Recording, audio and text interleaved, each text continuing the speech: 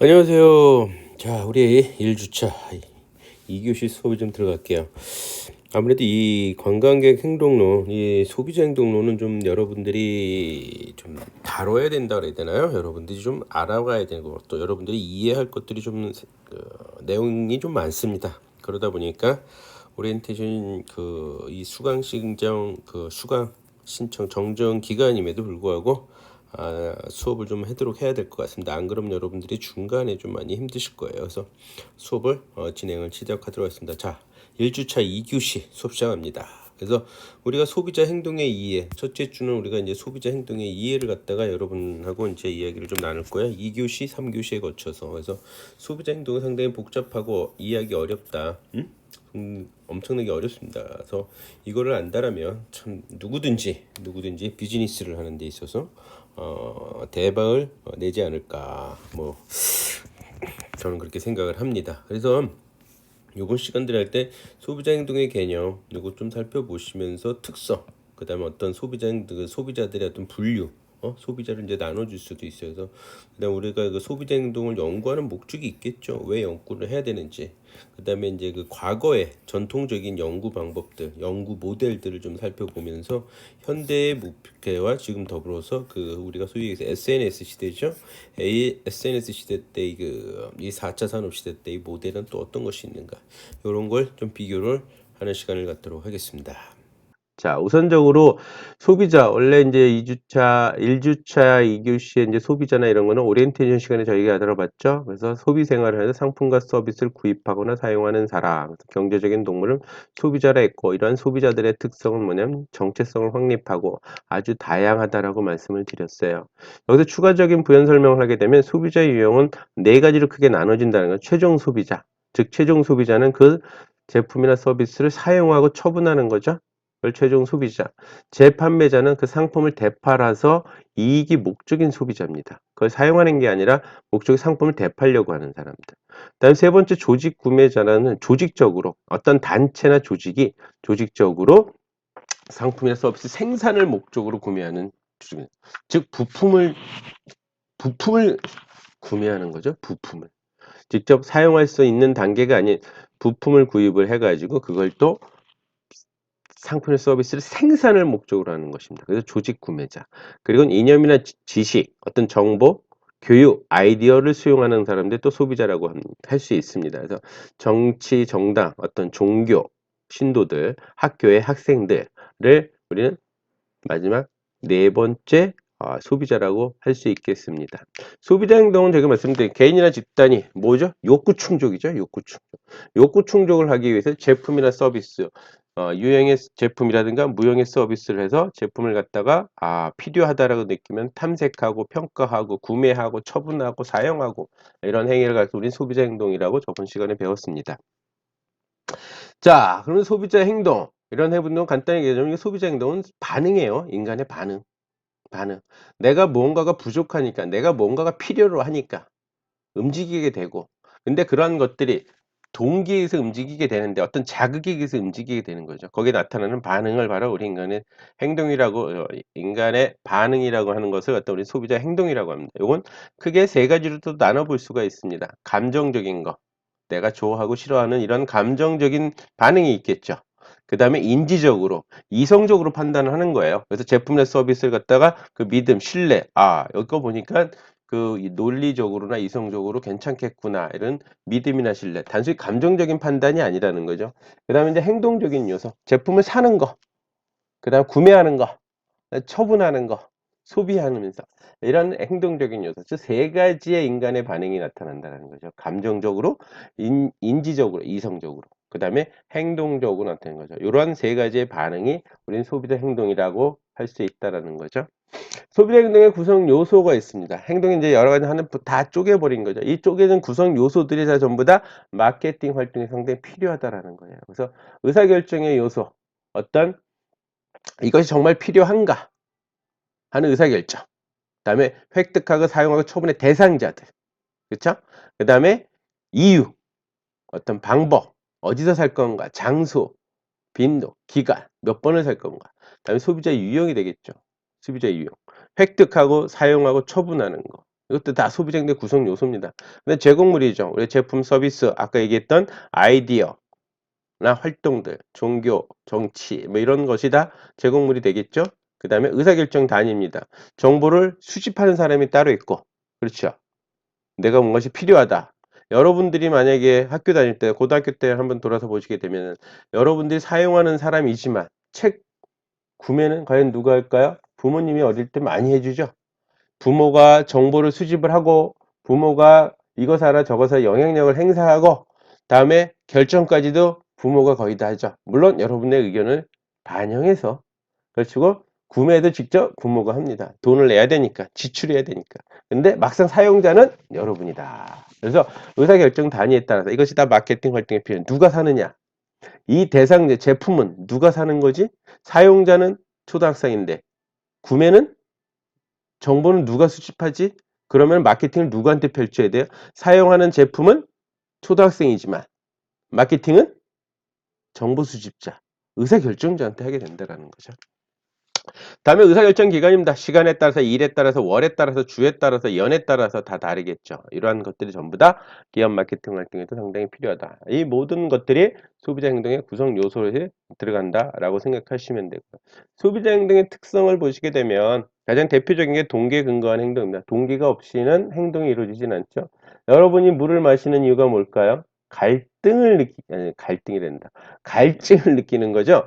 갈증을 느끼니까 물을 마신다라는 사실이에요. 갈증이 없으면 물 안 마십니다. 갈증이 없는데 왜 마시겠습니까? 즉, 무언가 물을 마셔야 된다는 욕구가 형성이 되는 거죠. 욕구. 그래서 내가 필요하다. 물이 필요하다. 욕구가 인지를 하게 되고 물이 필요하게 되고 물을 먹고 나면 만족을 하게 되는 거죠. 이런 단계를 거치는데 즉 동기가 필요한 거예요. 물을 마셔야 되는 동기. 갈증을 느꼈기 때문에 이런 동기에 근거한 행동이다. 그래서 다양하고 되게 포괄적입니다. 왜 다양하고 포괄적이냐? 소비자 행동이 탐색을 하고 결정을 하고 구매를 하고 평가를 내리기 때문에 되게 다양하죠.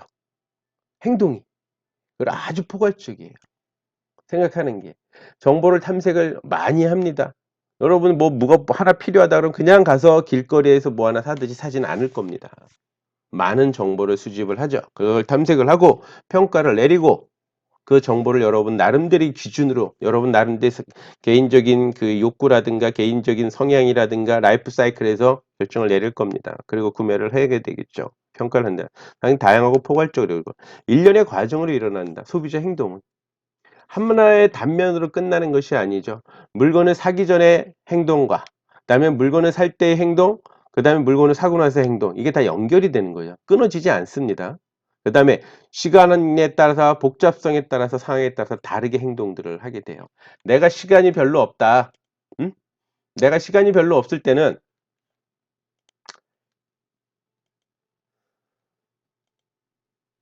내가 시간이 별로 없을 때는 좀 빠른 결정을 내려야 되겠죠.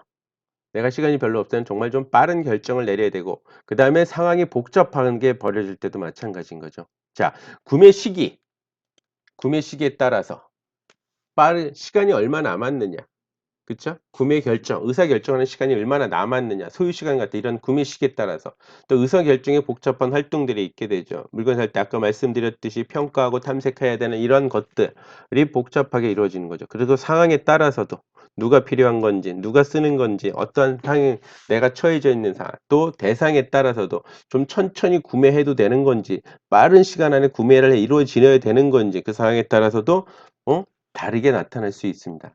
그리고 여러 가지 다양한 역할을 포함하죠. 아까 구성 요소에서도 잠깐 말씀드렸듯이만 소비자 행동의 역할이 있습니다. 정보를 수집하는 역할도 있겠죠. 그다음에 의사결정에 영향을 미치는 것도 있겠죠. 그다음에 그걸 사는 사람도 있겠죠. 그걸 갖다 사용하는 사람들 이런 다양한 역할이 있고요.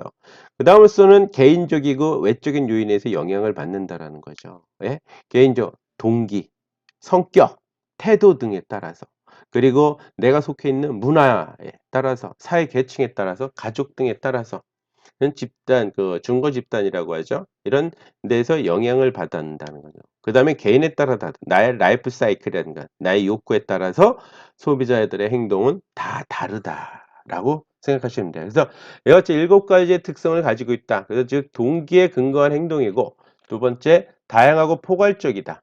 다음에 일련의 과정으로서 이루어지게 돼 있고 시간과 복잡성 상황에 따라서 다르게 나타난다. 그리고 여러 가지 다양한 역할을 보면 되죠. 구매자, 사용자 등. 다음에 개인적, 외적인 요인의 영향을 받고 개인에 따라서 다르게 나타난다는 것이 소비자 행동의 특성입니다. 여기에 맞춰서 대한항공이 마케팅한 사례를 잠깐만 살펴볼게요. 점점 증가하는 FIT 고객. 이게 무슨 얘기냐면은 예전에 이제 패키지 상품 단체로 수십 명씩 다니는 것에서 식상한 고객들이 두 명 내가 좋아하는 나랑 코드가 맞는 사람들, 나의 가족들만 다니는 여행이 늘어난다라는 거죠. 이런 고객이 늘어난다는 이유는 뭐냐면 어떤 정형화된 프로그램에 여행사가 짜놓은 그런 프로그램에 참여하는 것이 아니라 내가 직접 항공 끊고 내가 직접 호텔하고 내가 직접 렌트카를 이용한다라는 거예요. 그러면 그거를 제공하는 업체, 프린서펄이라고 하는데 그 제공하는 업체에 내가 가서 직접 수배하고 예약하고 한다고 알아본다는 거죠. 그거를 착안해 가지고 대한항공의 홈페이지에 들어온다는 거죠. 이 FIT 고객들이 대한항공 홈페이지에 들어온 것을 대비해서 콘텐츠를 강화했어요. 그 테마에 따른 스토리를 만들어내는 거죠. 여행 이야기, 대한항공의 그런 모든 전 세계 각국의 여행을 가지고 정보를 갖다가 홈페이지에 집어넣었다라는 거죠. 그래서 거기서 많은 정보를 얻어 가십시오라는 그래서 콘텐츠 강화하게 되고 또한 이러한 사람들이 여기서 생생 여행기, 여행의 후기 그래서 커뮤니케이션의 장을 이루어진 거죠. 커뮤니케이션 장을 만들어 놔야 고객들이 계속 들어올 수 있지 않겠습니까? 거기에 나의 글도 올려놓고 다른 사람이 올려놓은 글도 좀 봐야 되겠고 그래서 소통의 장까지 만들어 놨다는 거죠. 직접 뭐든지 계약을 하게 되고 그런 것을 맞추게 돼서 대한항공이 그런 사례 성공적으로 이루어졌다는 것을 우리가 알 수 있습니다. 자, 그리고 이렇게 그 컨텐츠를 강화한 대한항공의 사례 이외에도 여러분 교재 보시게 되면 이제 교재 10페이지에 보게 되면은 그 SNS 입소문 있지 않습니까? 입소문에 따라서 이걸 구전 마케팅이라고 할 수 있는데요. 입소문에 따라서 젊은 세대들이 따라가는 그 자유여행 봐라. 자유여행, 배낭여행 같은 거죠. 세미 자유여행도 많고요. 이런 그 자유여행에 따른 그 업계의 관광산업의 업계의 어떤 그 사례들은 페이지 10페이지 좀 나왔으니까 그것도 한번 이렇게 읽어보시면 좋을 것 같습니다. 신소비자가 이제 출연을 했습니다. 이 신소비자라고 한다는 거는 옛날 소비자, 구소비자, 신소비자 뭐 이걸 굳이 나눈다는 게 아니라 시장의 트렌드가 변해서 그래요. 시장의 트렌드가 변했다는 건 뭘까요? 예전에는 1900 보통 40년, 50년 2차 세계 대전을 기준으로 보통들 많이들 얘기했는데 그때만 해도 이 2차 세계 대전 이후에는 어떤 현상이 벌어졌냐? 제품 중심적 사고 방식이라 그래요. 즉 수요는 많아요. 물건을 사려는 사람들은 되게 많은데 공급이 딸렸어요. 그러니까 제품이 나오자마자 그냥 무조건 다 팔리던 시절을 갖다 제품 중심적 사고 방식입니다.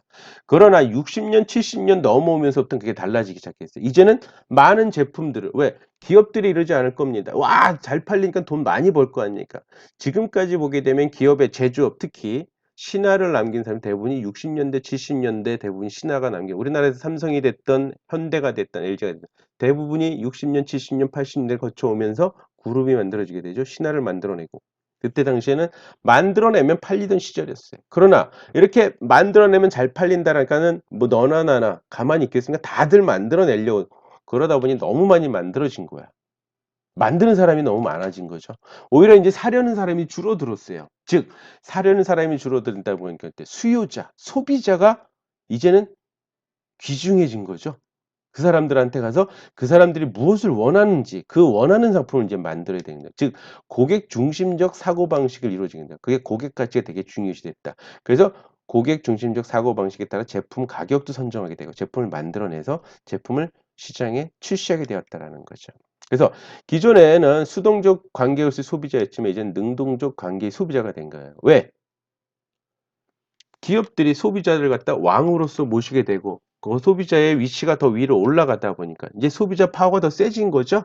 오히려 수요가 더 늘어나다 보니까 아니 수요가 더 줄다 보니까 사는 사람 입장에서 파는 사람은 너무 많아졌고 어떻게든지 팔아야 되니까 이 사람들의 눈치를 보게 되다 보니까 능동적으로 하게 되는 소비자의 특징이 능동적인 소비자가 되었다라는 거죠. 이 능동적인 소비자라는 의미는 뭐냐면 공동 개발자가 이제 되는 거예요. 정보를 같이 공유하고 내 경험을 제공을 하고 그래서 공동 개발자와 같은 소비자가 되고 있고 또한 이 사람들은 뭐다? 홍보까지 합니다. 이 상품 좋대. 새로 출시한데 아주 좋을 것 같아. 다들 한번 사용해봐. 이런 식으로 홍보 역할까지 해주는 아주 능동적인 소비자가 되고 있다라는 거죠. 인수인 소비자의 출현 배경이 됐던 건 이유는 아까 많이 만들어냈잖아요. 많이 만들어낸 것이면 경제가 계속 발전하게 되는 거죠. 계속 소비자들의 소비 활동이 이루어지고 있었으니까. 그러나 경제가 저성장 시대에 들어가기 시작하죠. 이게 점점 선진국 시대에 나타나는 현상들입니다. 우리가 70년대, 60년대, 70년대, 80년대, 90년대 이때는 어떻게 됐어요? 엄청났었죠? 경제 성장률이. 경제 성장률이 상당히 좋았던 시절이 있습니다.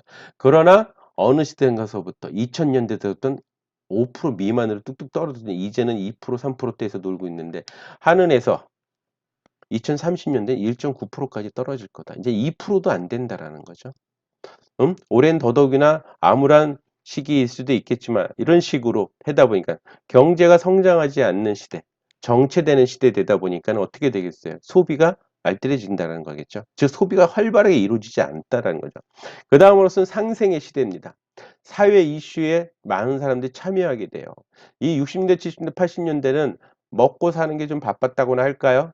다들 자기 하는 일이 너무 바빠가지고 사회에서 어떤 이슈들이 벌어지냐. 그래서 개발도상국들의 특징이 뭐냐면 정치를 하는 사람들이 좀 어떻게 보면 편했어요. 국민들이 참여를 안 했으니까. 사회 이슈에 아 그런가 보다 정치인들이 가면 그냥 따라오는 이런 거 있지만 이제는 그렇지 않죠. 지금은 정치하기 힘들어집니다. 선진국이 되면 될수록 다 의견을 갖다가 개진을 하게 되고 좀 더 참여하게 되고 그러다 그 의견 그 정치인들이 하는 리더들의 의견에 반대 성향도 있고 따라가는 추종자도 있겠지만 이런 것들 전부 다 반영하게 되는 거죠. 어찌됐건 사회의 이슈에 점점 참여하는 일들이 벌어지게 되고 다음에 기술의 발달에 의해서 빅데이터 시대가 됐습니다. 빅데이터 시대가 됐다는 건 정보가 되게 많다라는 거예요. 그래서 그 소비자들이 능동적이다. 단순히 물건이 나오면 사는 게 아니라 이젠 수많은 정보를 갖다가 아주 쉽게 탐색하고 결정을 하게 된다는 거죠. 그래서 이런 빅데이터 시대 때 나타나는 소비 현상을 보게 되면 아껴 씁니다. 왜? 경제가 발전하는 고성장이 아니라 저성장이니까 아껴 쓰게 되게 됐죠. 그 다음에 이제 바르게 쓰게 되는 거죠.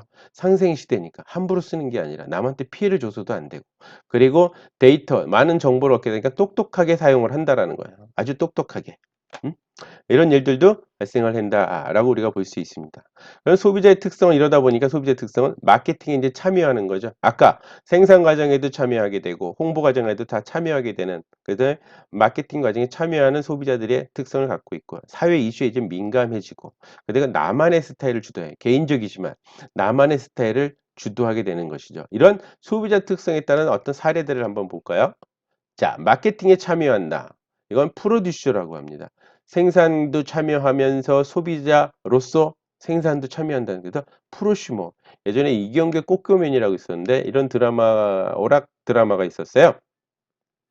아, 남자들이 모여가지고 그 대결을 하는 겁니다. 요리 대결을 합니다. 그래서 이경규가 마침 그 닭을 이용한 라면을 끓이기 시작을 했던 거였죠. 그래서 또 다른 배우들은 아마 우유라면인가를 끓였던 걸로 제가 기억을 하고 있는데 뭐 우유라면을 끓이는 사람들 하여튼 여러 가지 그런 대결을 하는데 요것을 제가 왜 가지고 왔냐면은 이경규 국군이 팔도 라면에서 얘를 샀어요.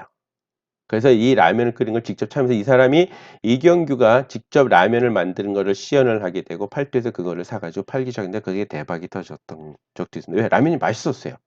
맛있었거든요. 그래서 생산 과정에 직접 참여하고 마케팅, 홍보도 하게 됐던 거죠. 이경규가 직접 CF 찍고 그래가지고 참여해서 상당히 성공적이었다. 그래서 마케팅 과정에 참여한다. 사회 이슈에 민감했죠. 스타벅스의 공정무효. 이게 무슨 얘기냐면은 커피를 생산하는 스타벅스, 아니 커피를 만들어내는 스타벅스, 콩이 필요하죠. 근데 콩을 갖다 생산하는 그 지역, 아프리카, 이디오피아, 뭐 이런 데서 커피를 갖다가 그 콩을 따는데 하루 종일 따서 인건비가 1,000원이었다는 거죠. 근데 커피 한 잔이 얼마예요? 5,000원, 10,000원 이러지 않습니까? 그래서 그거밖에 안 주느냐? 이렇게 비싼 커피를 팔면서 그래서 사회 이슈에 문제가 이슈가 발생이 돼가지고 스타벅스에서 이제 공정무역에서는 정당한 아주 적절한 그만한 노동력에 대한 그 대가를 지불해주고 커피를 구해오는 상황이 됐다라는 거죠. 나만의 주다를 수토한다는 건 뭐냐면 큐레이 슈머라고 합니다. 큐트. 자, 스마트폰의 앱을 구성한 거죠. 그래서 스마트폰이 여기에 맞춰서 해주는 거예요. 스마트폰의 앱을 구성하는 게 다 똑같이 여러분 적이 있지만서도 여러분들 다 똑같이 스마트폰 앱을 구성한 사람은 없을 거라고 알고 있습니다. 서로 다 달라요.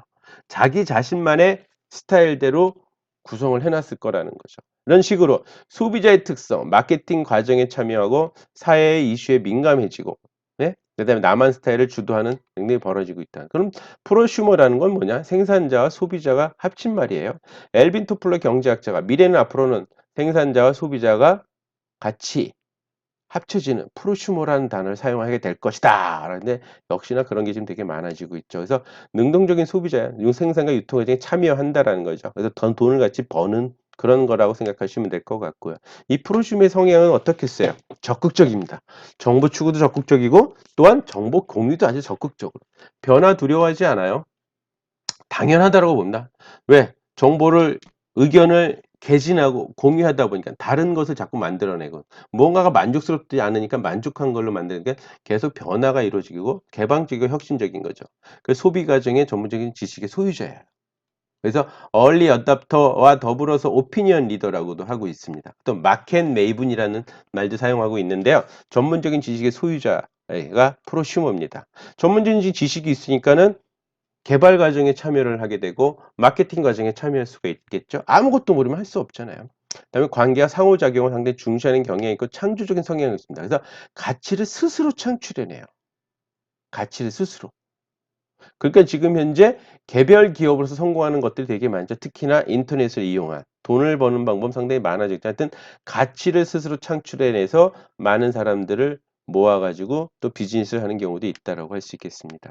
아날로그 시기 때는 단순히 생산 과정의 의견을 반영하고 간접 마케팅의 대상이었지만 디지털 시대 때는 이 아까 말씀드렸던 마켓 메이븐 디지털 오피니언 리더, 파워 블로거 이런 거라고 할 수 있겠어요. 얼리 어답터.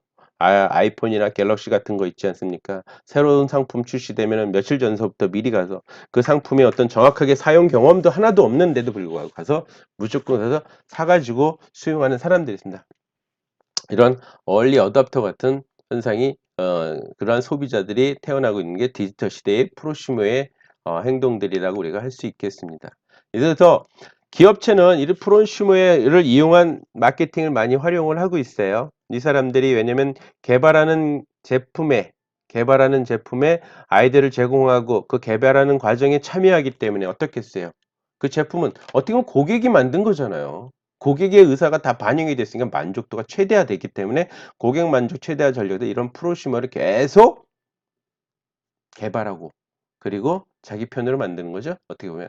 그다음에 그 이익을 당연히 추구하는 맞춤 생산 서비스를 하게 되는 고객의 만족도가 놀라가면 재구매도 하게 되겠죠. 그리고 확산하게 돼요. 여기서 홍보 적용을 하게 되니까.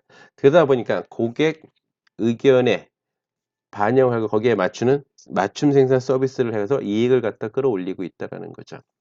이런 프로슈머가 이런 기업에 미치는 영향은 도대체 뭐냐? 기업에 미치는 영향은 요걸로만 이제 프로슈머에서 한번 정리를 해보시면 될 것 같아요. 딴 건 다 필요 없고요. 그래서 고객 만족도 증대 효과가 있다.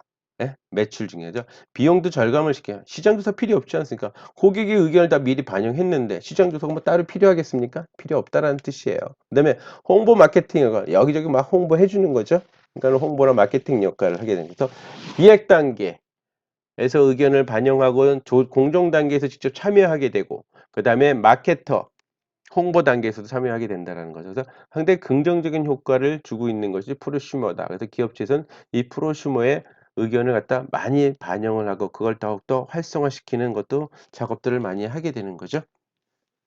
자, 이런 소비자 행동의 연구의 배경이 있습니다. 첫째가 공급자가 에서 수요자로 중심이 이동이 됐기 때문에 시장이 그래도 시장 환경이 이렇게 변화되었기 때문에 공급자 시장이었지만 수요자 시장을 하다 보니까 소비자 행동은 이제 연구를 할 수밖에 소비자 가치가 증대가 되었다라는 거죠. 어? 소비자 행동의 가치가. 그래서 소비자 정보의 가치를 되게 중요시 여기는 거. 그러한 가치, 소비자 정보를 가지고 제품을 개발해야 되고 그런 정보를 가지고 생산을 하다 보니까 고객 만족도가 높다 보니까 소비자 정보의 가치가 증대가 됐고 그다음에는 알 권리, 소비자 권리가 강화되었거든요. 음? 소비자 권리가 강화되다 보니까는 연구 등장 배경이 되었다라는 것을 알 수 있고요. 그다음에 시장이 글로벌화되고 있어요. 그러니까 시장을 해서 조사를 우리가 할 수밖에 없어요. 시장이 곧 뭐다? 소비자가 곧 시장 아닙니까? 우리가 인구가 곧 시장이듯이. 그래서 한국 시장 5천만 명입니다. 일본 시장 1억 2천입니다. 미국 시장 2억이 넘어가요. 그러니까 미국의 파워가 센 겁니다. 2만 불이 넘는 사람이 2억이 넘어가는 시장이니까 되게 큰 시장입니다. 미국 시장이. 그래서 우리나라는 5천만 명인데 시간이 좀 작죠. 그래서 이러한 시장 측면에서 본다면 남북이 통일된다는 얘기들도 나오는 겁니다. 남북이 통일되면 8천만 명으로 갑자기 시장이 5천만 명이었다가 살 사람이 8천만 명으로 늘어난다. 소비 활동이. 그러니까 시장이 커진다라고 할 수 있겠죠. 그래서 그런 논리에서 그런 관점에서 통일이 되게 좋다라고 얘기할 수도 있겠죠. 자, 시장 환경이 변화됐다는 건 시장 특성이 수요가 공급을 초과했습니다. 그게 공급을. 그렇지만 이제 공급이 수요를 초과하게 됐기 때문에 그렇게 됐다라고 했을 거예요. 시장의 주체가 이제는 공급업자, 근데 소비자가 로 바뀌었다는 거죠. 마케팅 특성도 예전에 물건을 제품을 시장에 출시만 하면 됐거든요. 그러나 이제 풀 마케팅입니다. 고객의 마음을 땡겨야 돼요. 이게 바뀌어서 당겨야 된다. 마케팅 핵심은 이제는 시장 점유에서 내가 얼마만큼 이 시장을 내가 점유할 수 있냐. 그게 아니라 이제는 고객 마음을 점유하는 고객의 마음. 그래서 고객한테 감동을 줘서 고객의 충성도를 끌어올리는 이런 전략을 펼쳐야 된다라는 거죠. 네. 그래서 이러한 전략을 펼치는 효과적인 마케팅 활동의 전제 조건은 필요하고 소비자 행동에 따라서 꼭 이해가 필요하다라고 할 수 있겠습니다. 하지만 이런 시장 환경 변화에 대처하지 못하고 실패한 사례들이 있어요. 그거는 이제 여러분 교재 페이지 16페이지에 보시게 되면 펩시콜라 있지 않습니까? 펩시콜라가 한 발 앞서가지고 예전에 건강 음료로 그래서 무색, 응? 무색이고 무취해가지고 펩시 콜라를 갖다 갈색 있지 않습니까? 갈색을 갖다 무색으로 바꿨어요.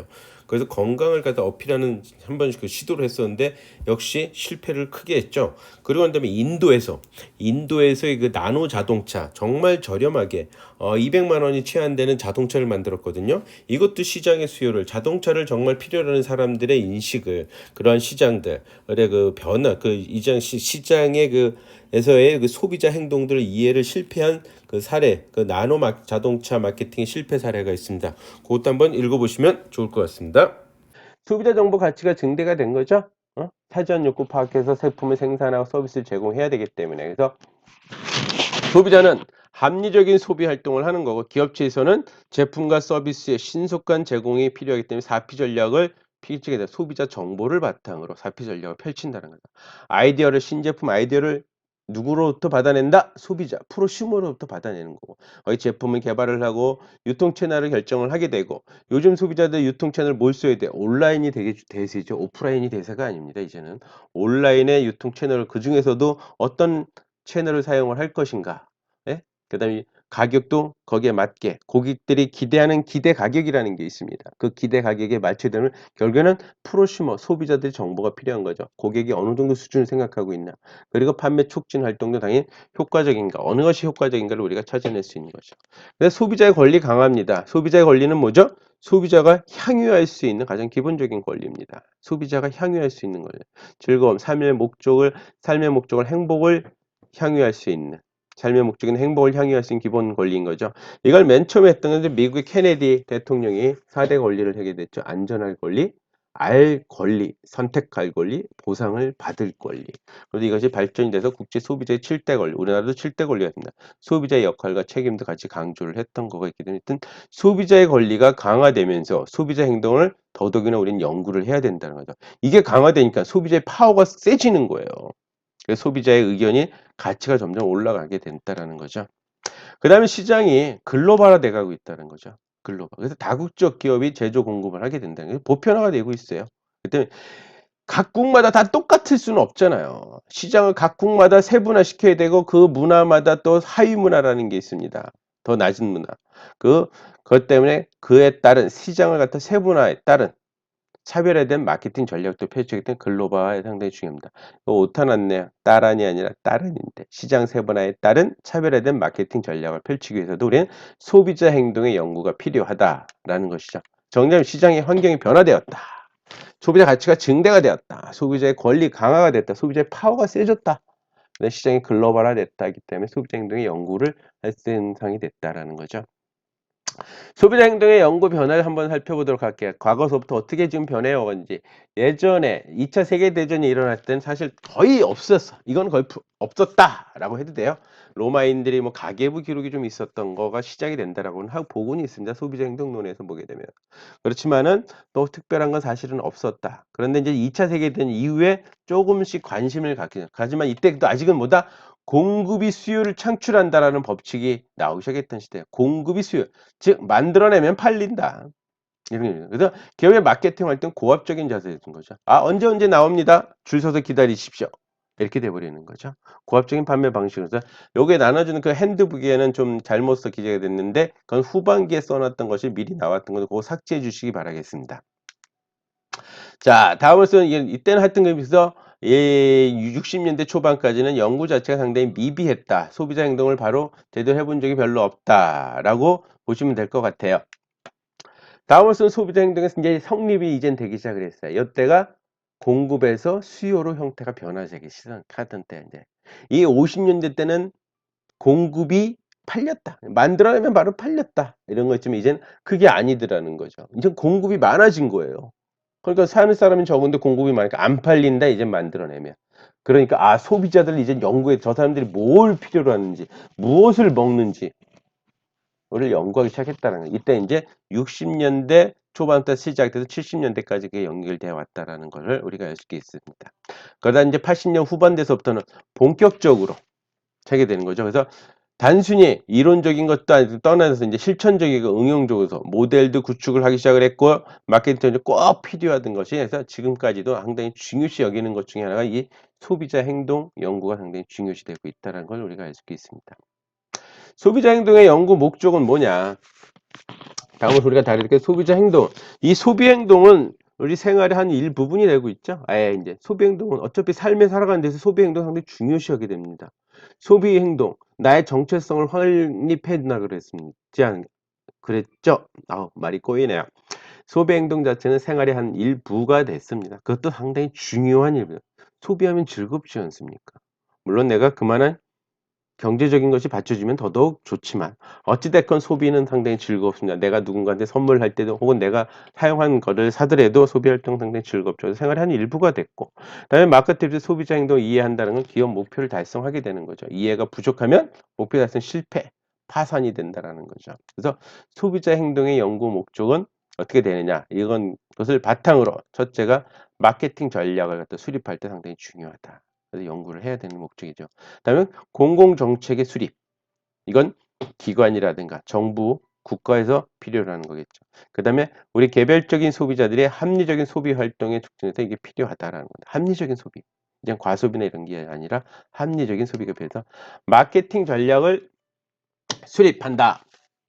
마케팅 전략을 수립할 때 필요하다. 그래서 영리 조직이죠. 마케팅 전략은 두 가지가 있습니다. 영리 조직이 있고 비영리 조직. 영리 조직은 돈을 버는 조직이고 비영리 조직은 돈을 버는 데가 아니죠. 박물관, 정부기관, 교회, 뭐 대학 같은 데가 있겠죠. 근데 영리 조직은 현 소비자의 기호를 추세를 분석을 하는 게 필요해요. 이거를 가지고 뭘 할 수 있죠? 미래를 예측할 수가 있거든. 다음에는 어떨 것이다. 우리가 예측을 하게 되니까 거기에 따른 사업을 갖다가 진출할 수 있는 새로운 시장을 형성할 수 있는 거죠. 근데 거기에 따른 제품을 갖다가 개발을 해야 된다라는 거죠. 그래서 현 소비자들의 기호의 추세를 분석을 하고 미래 행동할 때 예측을 할 수 있다라는 것을 우리가 알 수 있게 됐다는 거죠. 그래서 새로운 사업의 진출을 기회를 갖다가 찾아낼 수 있는 것을 우리가 알아낼 수 있고요. 마케팅 믹스 전략은 STP 전략.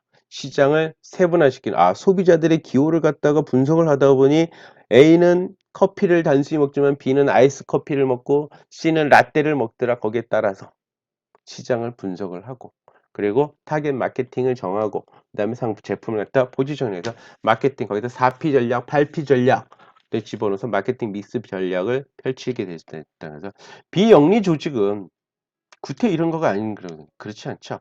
존재의 가치, 비영리 조직, 박물관이라든가 정보기관, 교회, 대학 등도 존재의 가치를 이해한다라면 예를 들자면 대학의 존재의 가치를 이해하면 학생이 무엇이 필요로 한지 학생한테 가장 필요한 것은 정말 뭔지, 뭘 먼저 해줘야 되는지 이런 걸 알아야 돼요. 그래서 학생들한테 지지를 얻어야 되겠죠. 어?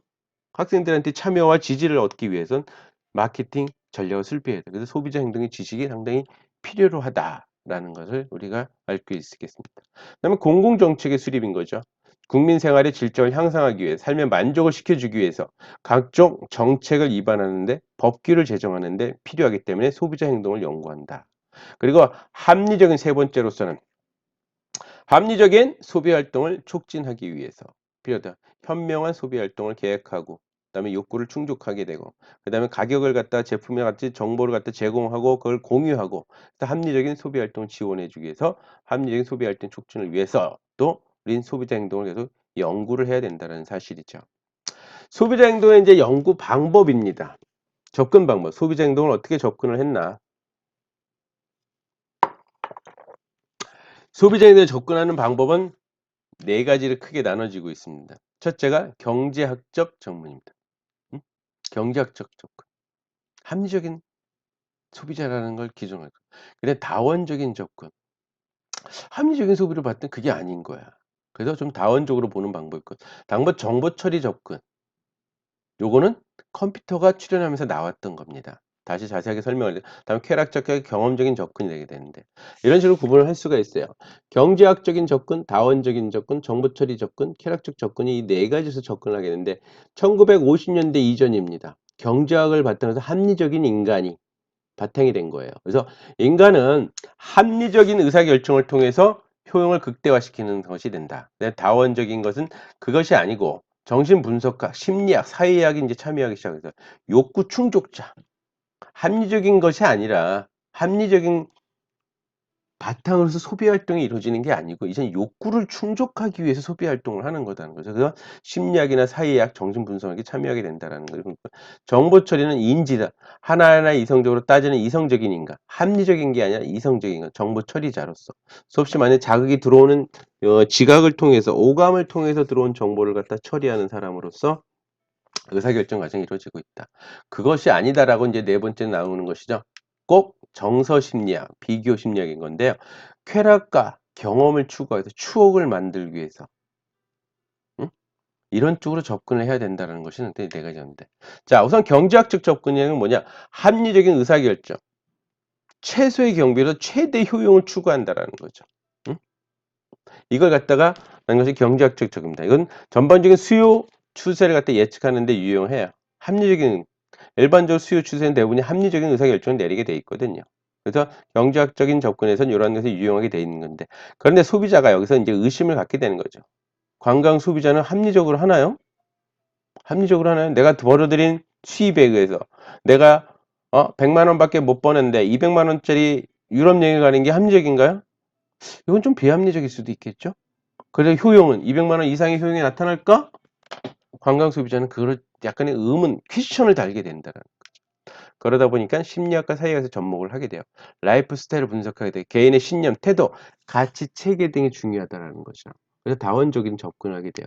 또한 경제학만이 아니라 심리적으로, 사회학적으로 하게 된다는 거죠. 그래서 의사결정에 영향을 미치는 단순히 그렇게 합리적인 인간의 최소의 소비로서 최대 효용을 느끼는 합리적인 소비 활동을 하는 것이 아니라 그 소비 활동에 의사결정에 영향을 미치는 것이 중고 집단, 사회계층, 가족, 내가 속해져 있는 이런 것이 영향을 받는다. 라는 것을 알 수 있게 해줬던 다원적인 접근 시도가 있었죠. 50년대, 60년대 지나면서부터.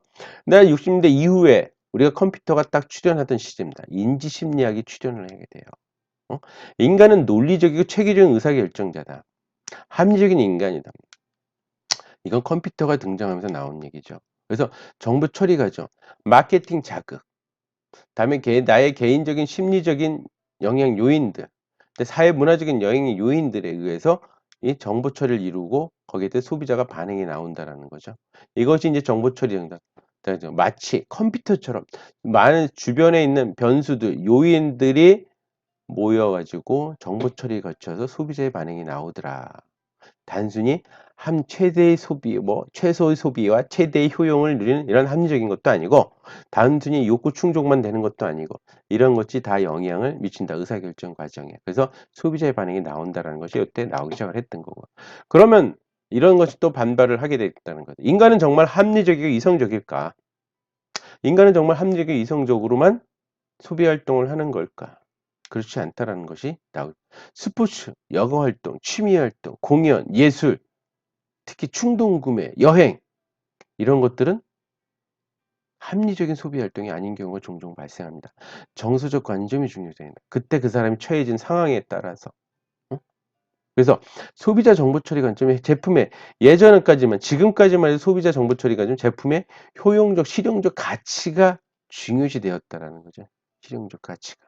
그러나 이제는 쾌락적 경험적 관점 제품의 상징적 가치가 중요시 되고 있다라는 거죠. 상징적 가치, 경험적 가치, 어떤 추억, 이런 가치 구매가 좀 더 중요시 되는 것이다. 이런 상징적 가치를 가지고 우리는 쾌락적 경험적 접근이라고 할 수 있겠습니다. 자, 2교시 수업은 여기까지 하고 잠시 쉬었다 하겠습니다.